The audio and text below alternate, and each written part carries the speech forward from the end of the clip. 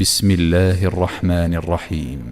يومئذ تعرضون لا تخفى منكم خافية، فأما من أوتي كتابه بيمينه فيقول هاؤم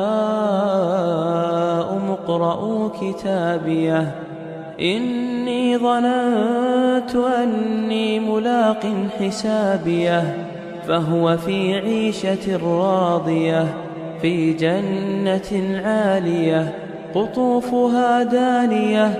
كلوا واشربوا هنيئا بما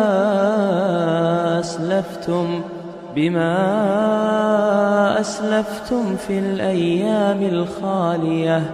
وأما من أوتي كتابه بشماله فيقول يا ليتني لم أوت كتابيه ولم أدر ما حسابيه، يا ليتها كانت القاضية ما أغنى عني ماليه، هلك عني سلطانيه.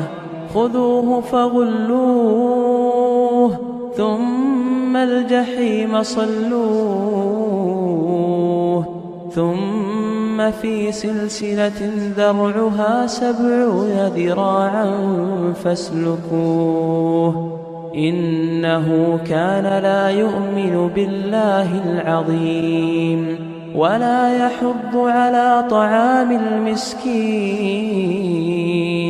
فليس له اليوم هاهنا حميم ولا طعام إلا من غسلين لا يأكله إلا الخاطئون.